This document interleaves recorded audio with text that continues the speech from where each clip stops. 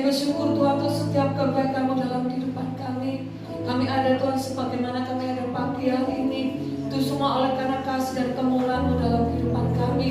Pagi hari ini Tuhan kami rindu yang terbaik buat Engkau. Lewat setiap pujian penyembahan kami. Mari Tuhan bertata Engkau di atas setiap pujian penyembahan kami. Berikan kami roh sukacita-Mu Tuhan pagi hari ini Tuhan. Biarlah hadirat-Mu Tuhan memenuhi setiap kehidupan kami. Pribadi Tuhan. Terima kasih Tuhan, terima kasih. Kami menyerahkan ibadah pagi hari ini, mulai awal tengah hingga pada akhirnya kami letakkan semuanya ke dalam tangan-Mu.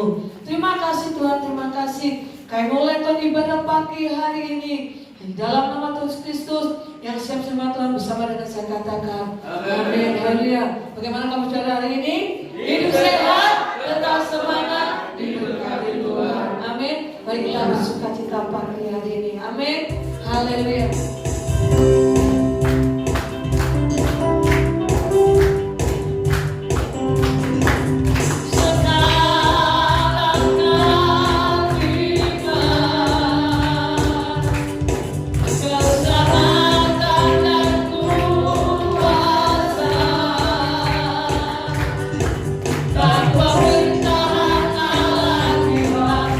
Kuasa yang diulanginya, karena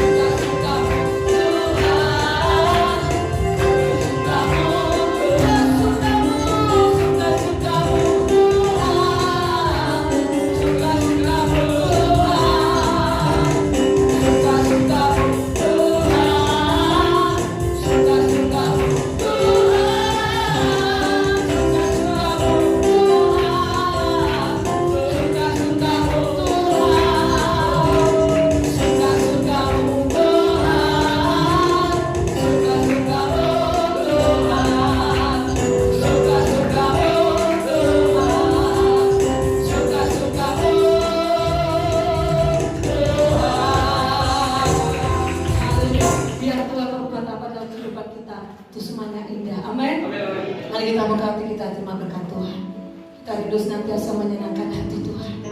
Amin. Haleluya.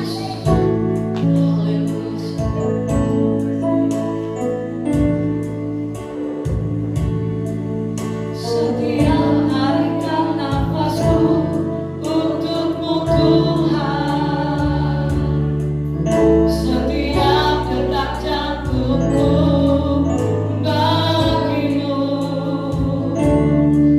setiap denyut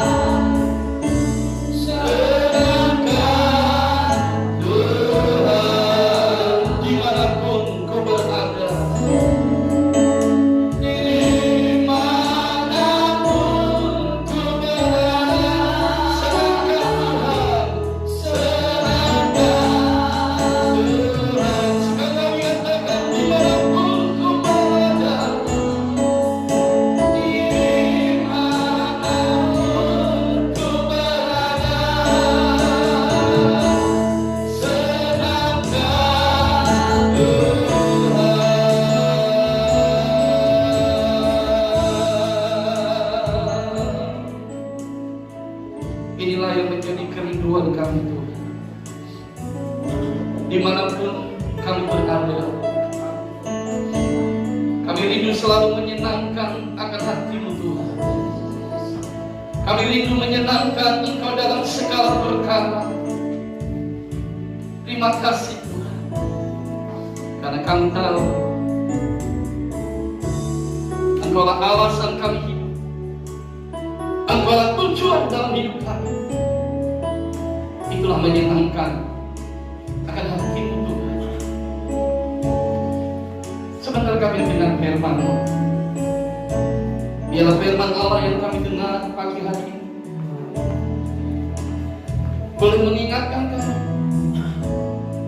menguatkan kami, meneguhkan iman kami di tengah keadaan dunia yang semakin hari ini semakin tidak menentu.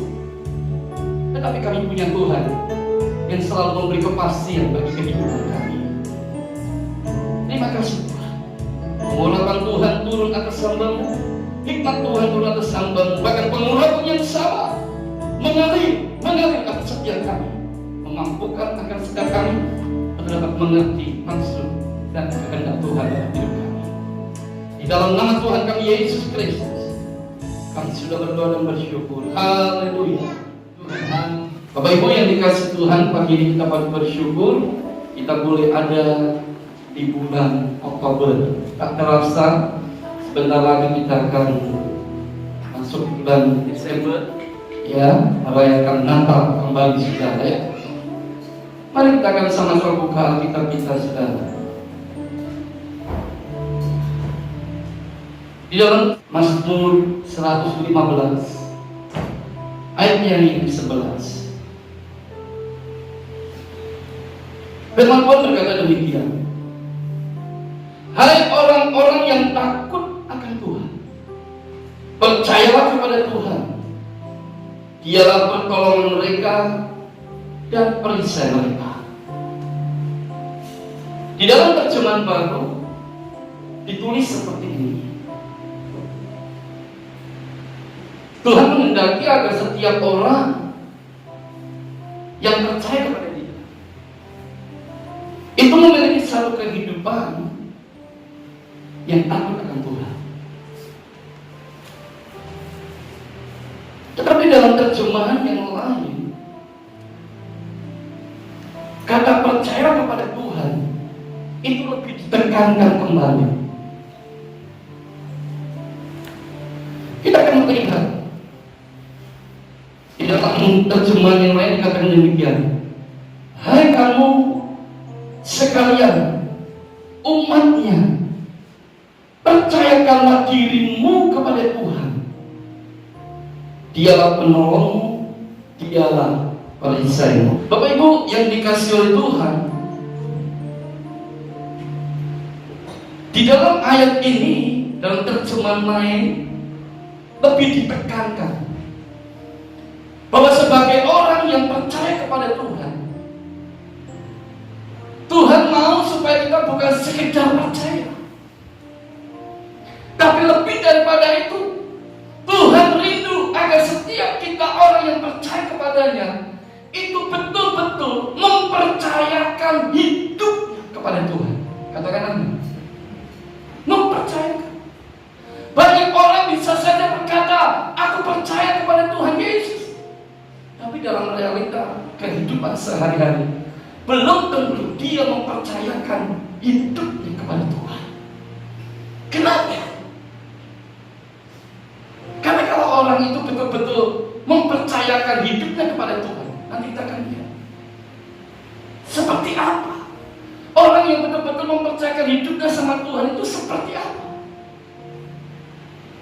Bapak Ibu yang dikasih oleh Tuhan, hal yang pertama yang ingin saya mau katakan kepada kita semua, bahwa orang yang mempercayakan hidupnya kepada Tuhan itu adalah orang yang di dalam dirinya tidak ada ketakutan. Itu yang pertama. Saat menghadapi tantangan dalam hidup ini. Ingat dalam Alkitab ada seorang tokoh, itulah Daniel. Kalau kita buka di dalam Alkitab, Daniel pasalnya yang ke-6 Ayat yang pertama dikatakan demikian. Lalu berkenanlah Darius mengangkat 120 wakil-wakil raja atas kerajaannya. Mereka akan ditempatkan di seluruh kerajaan, membawa mereka diangkat pula 3 pejabat tinggi. Dan Daniel adalah salah satu dari ketiga orang itu. Kepada mereka lah para wakil-wakil raja harus memberi pertanggungan jawab, supaya raja jangan dirugikan. Maka Daniel ini melebihi para pejabat tinggi dan para wakil raja itu, karena ia, yaitu Daniel, mempunyai roh yang luar biasa, dan raja bermaksud untuk menempatkannya ke seluruh kerajaannya. Kemudian para pejabat tinggi dan wakil raja itu mencari alasan dakwaan terhadap Daniel dalam hal pemerintahan, tetapi mereka tidak mendapat alasan apapun atau sesuatu kesalahan, sebab ia, yaitu Daniel, setia dan tidak ada didapat sesuatu kelalaian atau sesuatu kesalahan padanya. Maka berkatalah orang-orang itu, kita tidak akan mendapat suatu alasan dakwaan terhadap Daniel ini, kecuali dalam hal ibadahnya kepada Allah. Kemudian bergegas-gegaslah para pejabat tinggi dan wakil raja itu menghadap raja serta berkata kepadanya, ya Raja Darius, kekalah hidup Tuanku.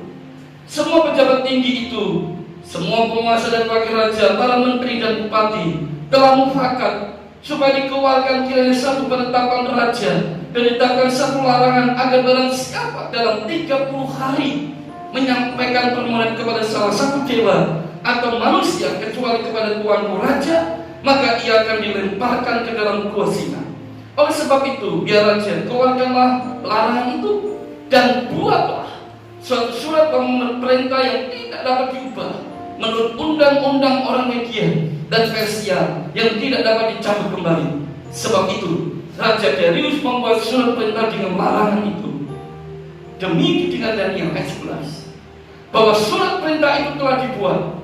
Pergilah ia, yaitu Daniel, ke rumahnya. Dalam kamar atasnya ada tingkat-tingkat yang terbuka ke arah Yerusalem. 3 kali sehari ia berlutut, berdoa, serta memuji Allahnya seperti yang biasa dilakukan. Bapak Ibu yang dikasihi dalam Tuhan, kita melihat seorang yang bernama Daniel. Daniel bukan saja percaya kepada Allah, tetapi Daniel betul-betul mempercayakan hidupnya kepada Allah. Meskipun kita tahu tantangan yang dihadapi oleh Daniel itu bukanlah tantangan yang ringan. Tantangan yang dihadapi Daniel adalah tantangan antara hidup dan mati. Pejabat-pejabat tinggi, teman-temannya, berusaha mencari kesalahan-kesalahan Daniel, tetapi tidak ditemukan dalam hal pekerjaan Daniel di pemerintahan.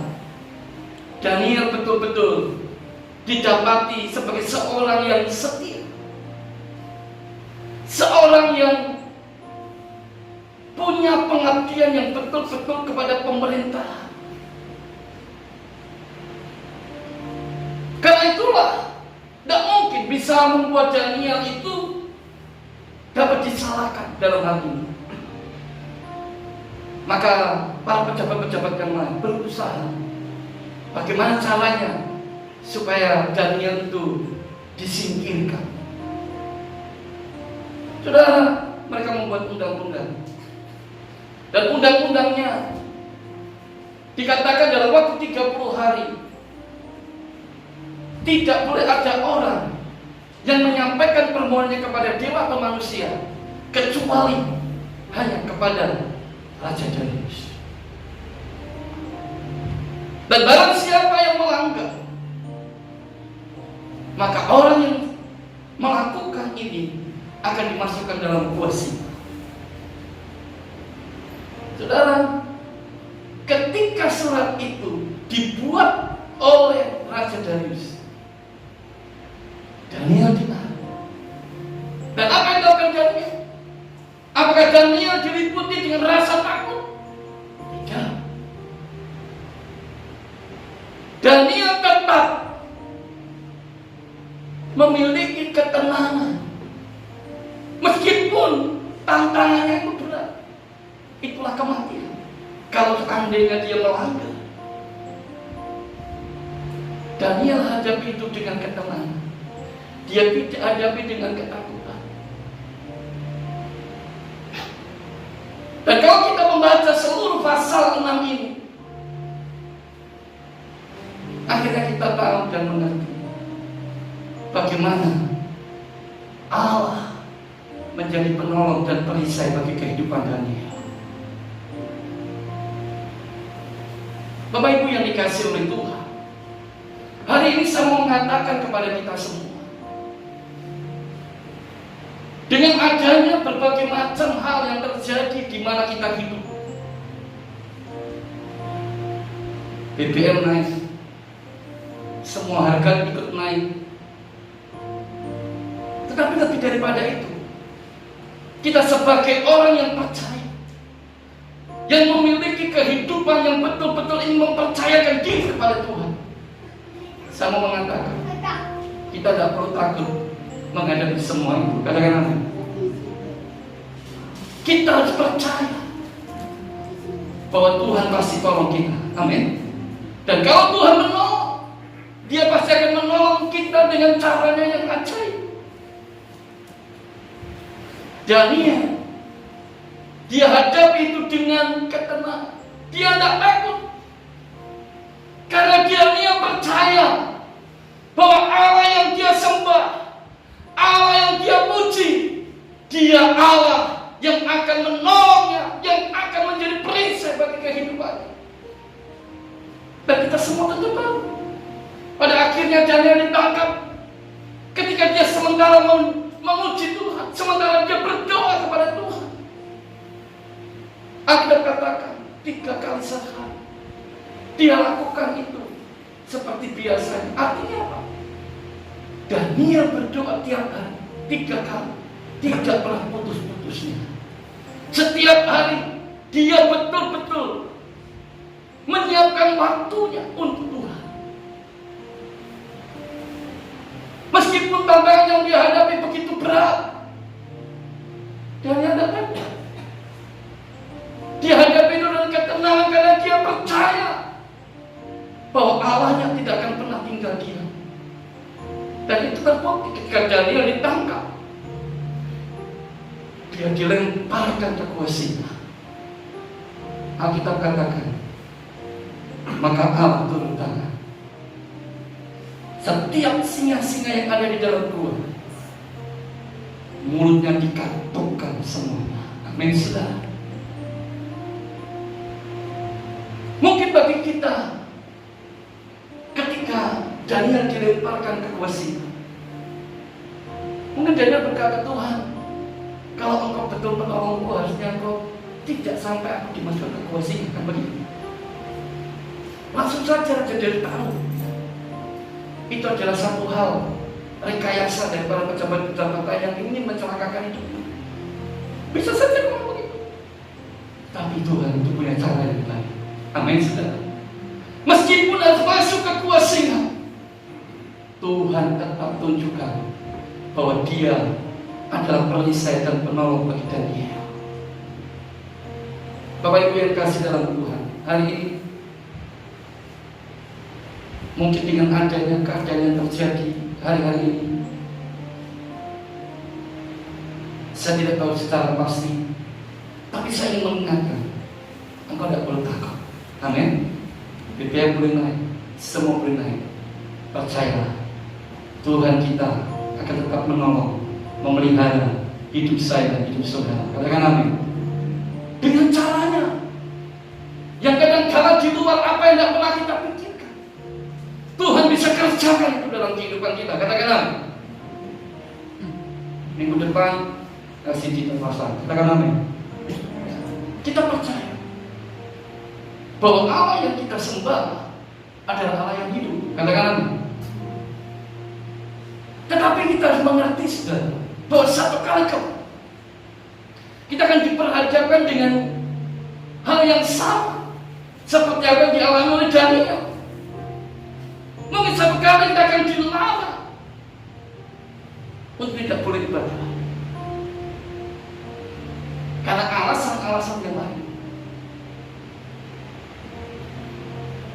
Tetapi saya mau katakan, kita tidak perlu takut. Selama ada Tuhan, pasti ada pertolongan. Katakan, selama masih ada Tuhan, pasti ada mujizat. Yang kedua, orang yang percaya, yang hidupnya mempercayakan dirinya kepada Tuhan. Orang yang demikian ini, di dalam dirinya tidak ada lagi kebimbangan dan keraguan. Untuk apa? Tetap mengiring Yesus. Katakan amin. Maka seringkali saya katakan, sekali Yesus, tetap Yesus. Katakan amin. Ini harus tetap menjadi komitmen dalam kehidupan kita. Ini harus jadi komitmen dalam hidup kita, saudara. Orang yang tidak ada kebimbangan, tidak ada keraguan dalam dirinya mengikut Yesus. Orang yang demikian ini memiliki tekad yang bulat untuk mengikuti, untuk melakukan apapun yang Tuhan percayakan di dalam kehidupannya. Orang yang mengaku dirinya percaya kepada Tuhan, belum tentu dirinya benar-benar percaya. Banyak kita jumpa orang yang mau ngakunya percaya Yesus, tapi dalam realita kehidupannya dia belum tentu benar-benar percaya. Buktinya apa? Ketika diperhadapkan dengan masa-masa yang sulit, ketika diperhadapkan dengan masa-masa yang sukar, kesetiaan kepada Tuhan tidak lagi seperti dulu. Kesetiaannya mulai luntur, imannya kepada Tuhan mulai luntur. Karena tekanan hidup dan terjadi. Pagi hari ini saya mau katakan, orang yang betul-betul mempercayakan dirinya kepada Tuhan, di dalam hidupnya tidak ada kebimbangan, di dalam hidupnya tidak ada lagi keraguan dalam dia mengikut Tuhan. Meskipun harus menghadapi berbagai macam tantangan, mungkin hari ini bagaikan lembah yang kelam engkau sedang ada di situ. Atau mungkin saat ini kau sedang diperhadapkan dengan hal-hal yang luar biasa bagaikan gunung yang terjal.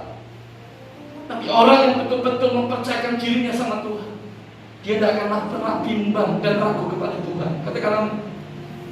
Dia tidak akan pernah ragu dan bimbang kepada Tuhan. Dia akan tetap terus menjadi pengikut-pengikut Tuhan. Meskipun tantangan yang dia hadapi, masalah yang dia hadapi belum terselesaikan, dia akan tetap terus mengikut Tuhan tanpa keraguan. Banyak orang sudah mulai bimbang dan ragu ketika melihat realita hidupnya tidak seperti yang dia harapkan. Tapi pagi hari ini saya mau katakan, aku tidak perlu ragu, aku tidak perlu bimbang. Percayalah, Tuhan akan selalu menolong dan menjadi perisai bagi kehidupan. Katakan amin. Di dalam Alkitab ada contoh lagi. Itulah Sadraq, Mesyakh dan Abednego. Satu kali pemerintah, itulah Raja Nebukadnezar, memberikan aturan. Barang siapa mendengar bunyi-bunyian, maka seluruh orang harus sujud kepada patung Nebukadnezar. Saudara bisa membacanya ya, di dalam Daniel pasal yang ketiga. Saudara, kalau ada rakyat atau pejabat ketika mendengar bunyi-bunyian itu dan dia tidak sujud menyembah patung Raja Nebukadnezar, maka orang itu akan dilemparkan ke dalam pertempuran api. Dilempar ke dapur api. Kenapa yang terjadi? Saat itu ketika terjadi tanda bunyi-bunyian itu, maka ada 3 anak muda tidak sujud menyembah patung Nebukadnezar. Raja bisa memanggil mereka dan menanyai mereka. Saudara, apa jawaban daripada Raja Nebukadnezar? Apa jawaban daripada Sadrak Mesak dan Abednego kepada Raja Nebukadnezar? Kita akan lihat. Daniel 3 tolong dibuka ayat 16 sampai 18. Lalu Sadrak Mesak dan Abednego menjawab Raja Nebukadnezar, tidak ada gunanya kami memberi jawab kepada Tuanku dalam hal ini. Jika Allah kami yang kami puja sanggup melepaskan kami, maka Ia akan melepaskan kami dari perapian yang menyala-nyala itu dan dari dalam tangan-Mu, ya Raja. Ayat 18. Perhatikan, tetapi seandainya tidak, hendaklah Tuanku mengetahui, ya Raja, bahwa kami tidak akan memuja dewa Tuanku dan tidak akan menyembah patung emas yang Tuanku dirikan itu. Katakan apa?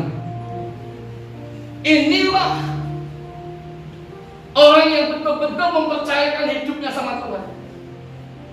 Dia punya keberanian. Tidak ada lagi kebimbangan, tidak ada lagi keraguan, dan dia betul-betul mengikut Tuhan. Meskipun tantangannya kematian. Sebab kalau dia tidak sujud sama patung Raja Nebukadnezar, dilempar ke dapur api. Tapi saudara lihat kualitas hidup daripada Sadrak Mesak dan Abednego. Dia berkata di ayat 18, tetapi seandainya tidak, hendaklah Tuanku mengetahui, ya Raja, bahwa kami tidak akan memuja dewa Tuanku dan tidak akan menyembah patung emas yang Tuanku dirikan itu. Perhatikan, luar biasa.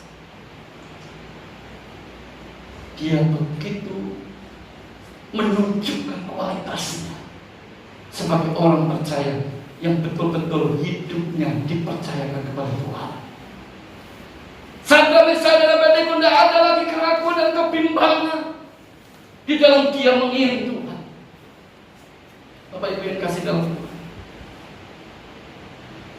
mungkin kita berpikir saat ini mungkin kita tidak menyembah patung,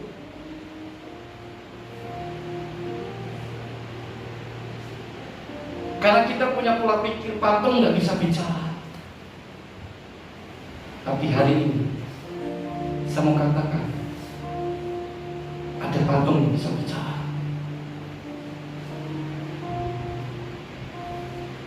Saudara mau tahu patung yang bisa bicara? Itulah robot.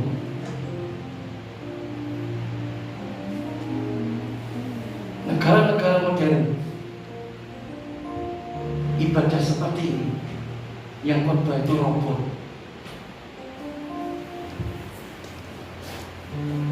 Patung yang bisa bicara.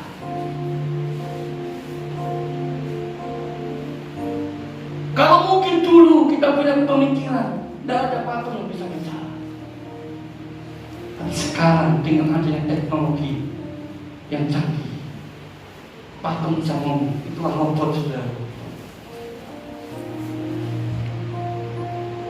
Mau konseling sudah ada robot yang bicara. Kita harus mengerti betul keadaan zaman di mana kita hidup sudah mendekati akan kedatangan Tuhan.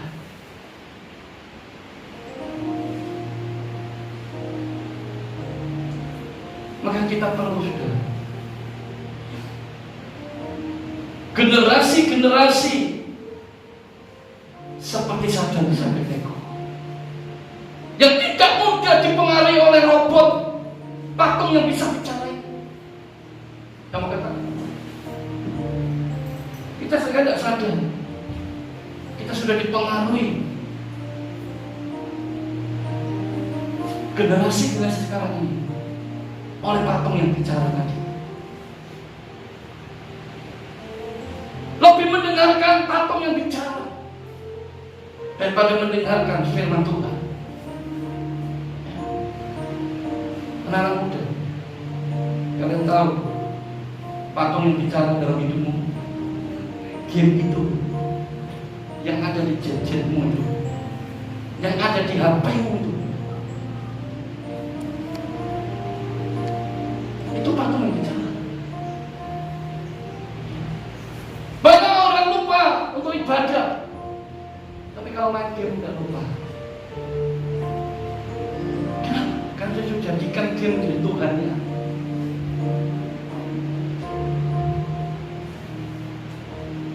Dan banyak juga keluarga hancur.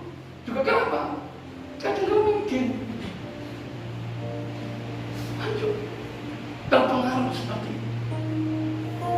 Begini saya mau katakan, ayo khususnya generasi yang akan datang, jadilah generasi seperti Sabda Elizabeth itu, yang memiliki kehidupan yang tidak pernah bimbang, tidak pernah ragu dalam mengikut Tuhan. Meskipun tantangan yang dihadapi begitu berat, dia tidak goyah. Dia tetap percaya bahwa Tuhan akan menjadi penolong dan perisai bagi kehidupannya. Dan kita semua tahu kalau kita baca seluruh pasal 3 dari kitab Daniel,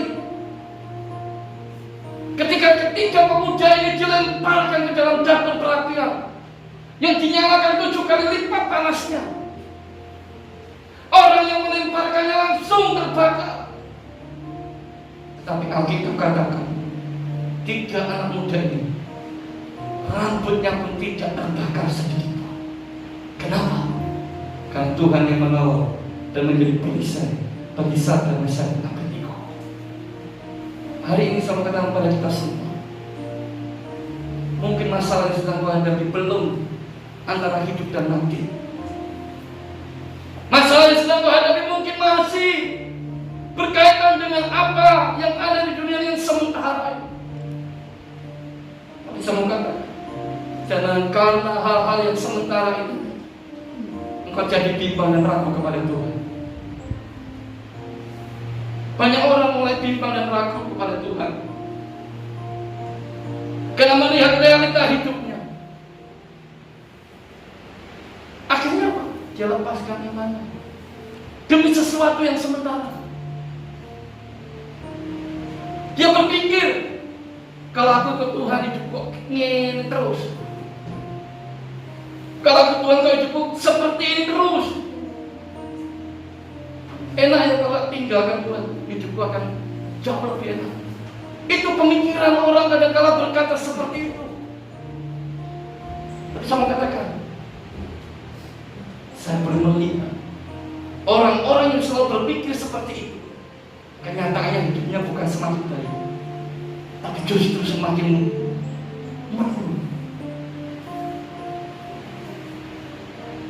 Karena Bapak Ibu kesediaan Tuhan, apapun yang sedang kau hadapi hari ini, mungkin ekonomimu sedang tidak baik, kesehatanmu tidak baik, ayo jangan pernah kau ragu dan bimbang kepada Tuhan. Amin.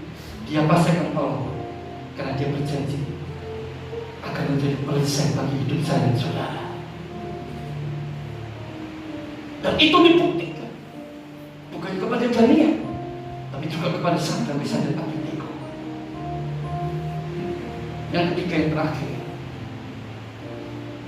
orang percaya yang mempercayakan hidupnya sama Tuhan. Ciri yang ketiga, dia pasti hidup takut sama Tuhan. Katakan amin. Dia pasti hidup takut sama Tuhan. Di dalam Alkitab ada contoh seorang yang hidup takut sama Tuhan. Itulah Yusuf. Ketika Yusuf ada di rumah Potifar, kalau saudara baca nanti di rumah, dalam kitab Kejadian pasal 39, Yusuf diberi kepercayaan. Dan setiap apa yang dipercayakan dalam diri Yusuf, Tuhan sertai dan Tuhan buat semuanya menjadi berhasil. Semua yang dikerjakan Yusuf dibuat Tuhan berhasil. Tapi saudara, keberhasilan yang diraih oleh Yusuf tidak membuat Yusuf lupa diri. Keberhasilan yang diraih oleh Yusuf tidak membuat Yusuf lupakan Tuhan. Yusuf tetap menunjukkan bahwa dia adalah orang yang betul-betul mau hidup takut sama Tuhan. Dan itu terbukti ketika satu kali Potifar melihat, karena Yusuf seorang yang cakap, ganteng, bahasa yang mudah dimengerti. Maka istri Potifar itu tertarik melihat Yusuf. Dia berusaha menggoda Yusuf tiap hari. Tetapi itu tidak pernah berhasil. Satu kali istri Potifar memerintahkan orang-orang yang ada di rumahnya pergi, dan hanya Yusuf yang ada pada waktu itu. Saudara, apakah Yusuf ketika digoda tertarik dengan istri Potifar? Alkitab katakan ketika istri Potifar berusaha menarik Yusuf, melepaskan bajunya Yusuf, Yusuf segera pergi meninggalkan kamar. Yusuf tidak mau berbuat dosa.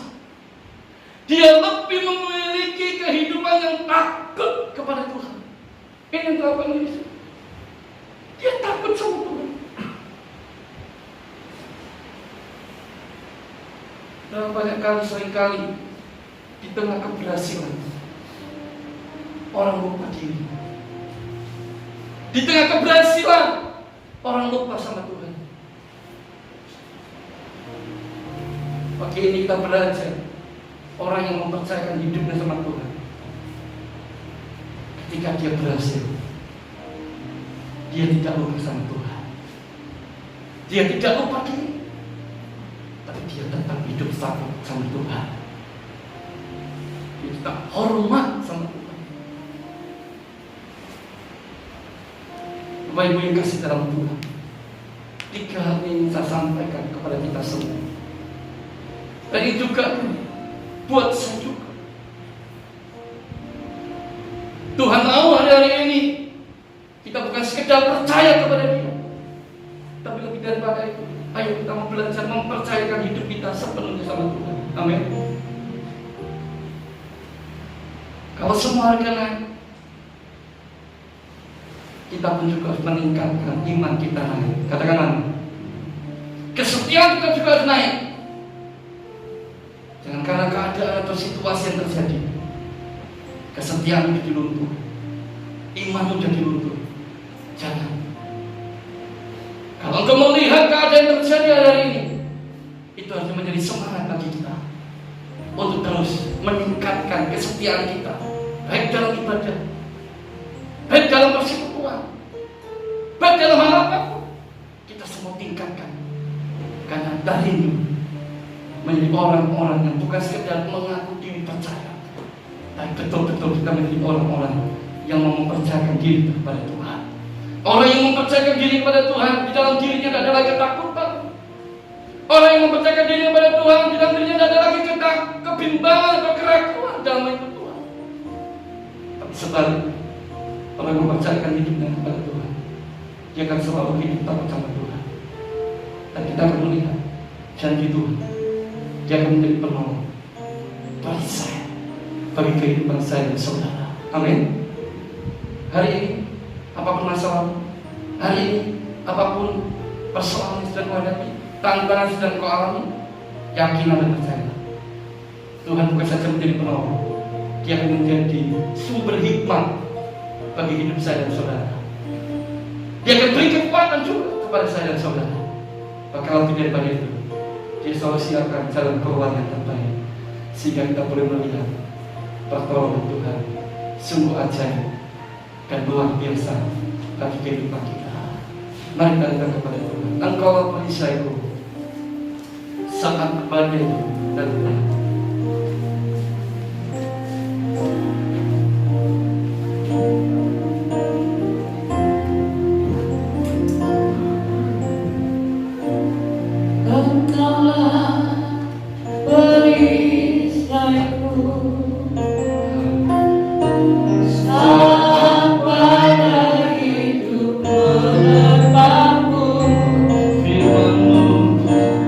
Firman-Mu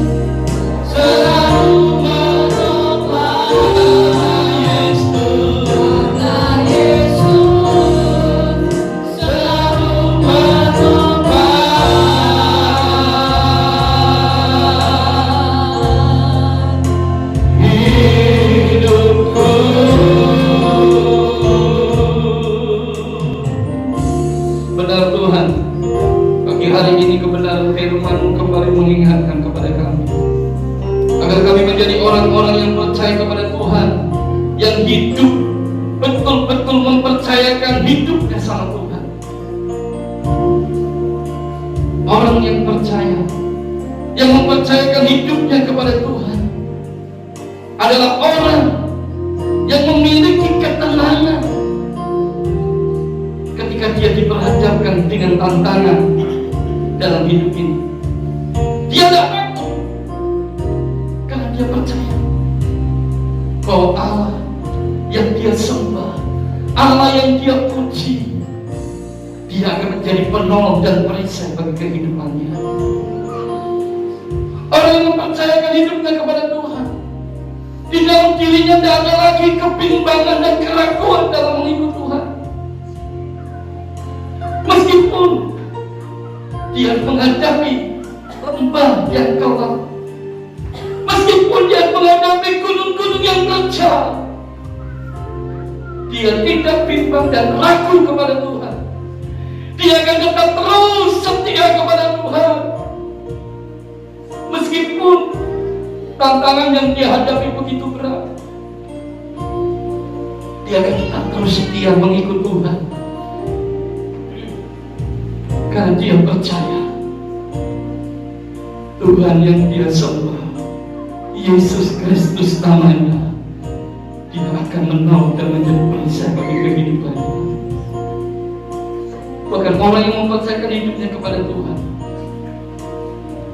dalam perjalanan hidupnya, ketika dia mengalami keberhasilan, dia tidak lupa sama Tuhan.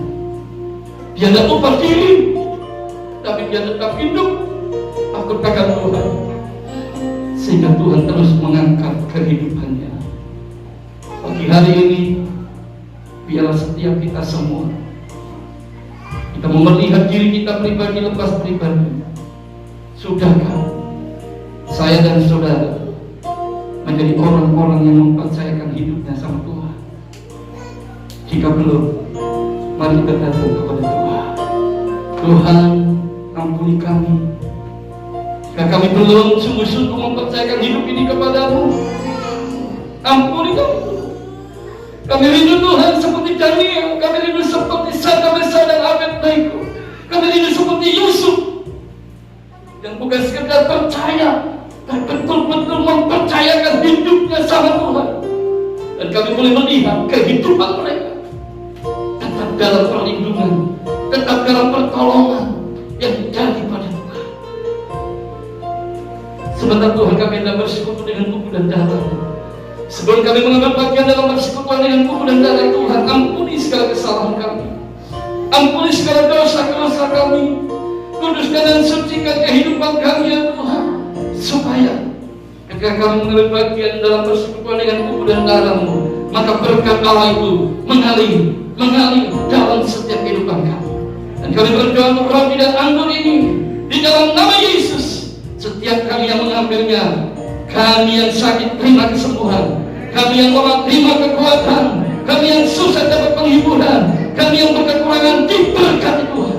Dan kami mohonkan berkat Allah turun atas roti dan anggur ini di dalam nama Tuhan Yesus Kristus. Kami sudah berdoa dan bersyukur. Haleluya. Amin. Ini kan pujian darahnya amat kuasa.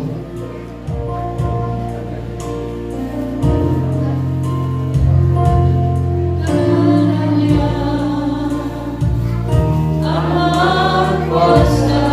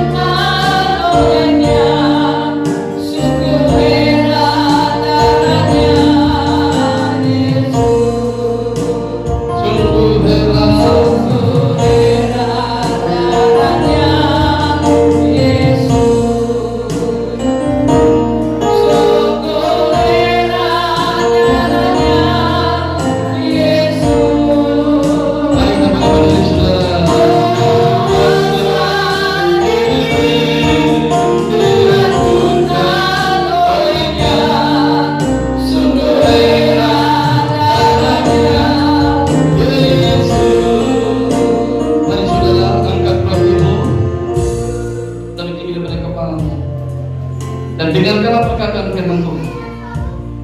Barang siapa makan dagingku dan minum darahku, ia mempunyai hidup yang kekal, dan aku akan membangkitkan dia pada akhir zaman. Sebab dagingku adalah benar-benar makanan, dan darahku adalah benar-benar minuman. Barang siapa makan dagingku dan minum darahku, ia tinggal dalam aku, dan aku di dalam dia. Bukankah roti yang atasnya kita pecah-pecahkan ini adalah persekutuan dengan tubuh Kristus? Mari kita makan dengan iman di dalam nama Tuhan Yesus Kristus.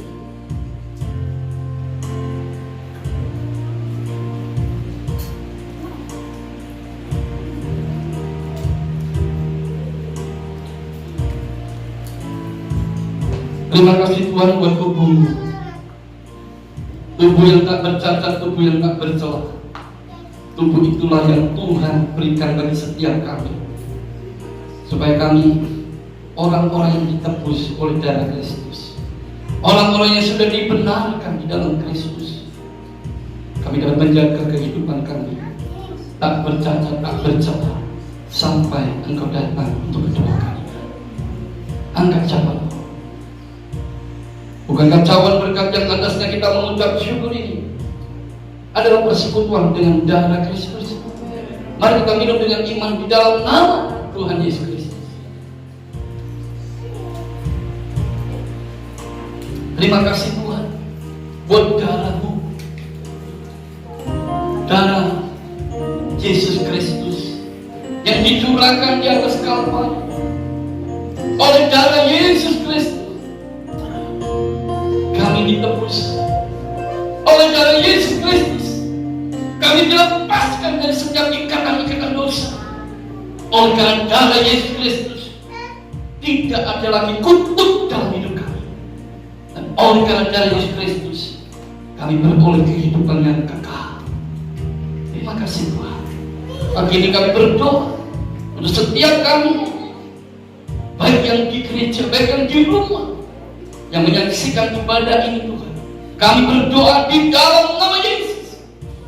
Jadikan kami menjadi anak-anak Tuhan, umat-umat Tuhan yang bukan sekedar percaya, tapi yang betul-betul mempercayakan hidupnya sama Tuhan. Dan orang yang mempercayakan hidupnya sama Tuhan, di dalam dirinya ada ketenangan, di dalam dirinya tidak ada lagi ketakutan, karena kasih Yesus yang ada dalam hidupnya. Orang yang mempercayakan hidupnya sama Tuhan, di dalam dirinya tidak ada lagi kebimbangan, di dalam dirinya tidak ada lagi keraguan dalam mengikut Tuhan. Dan orang yang mempercayakan hidupnya sama Tuhan, dia akan selalu hidup takut akan Tuhan. Maka Tuhan berjanji, dia akan menjadi penolong dan perisai bagi kehidupan kita semua. Berkati kami semua Tuhan. Curahkan berkat-Mu yang terbaik bagi setiap kami semua. Berkat Abraham, Ishak, Israel menyertai setiap kehidupan kami. Di dalam nama Tuhan Yesus Kristus kami sudah berdoa dan bersyukur. Haleluya.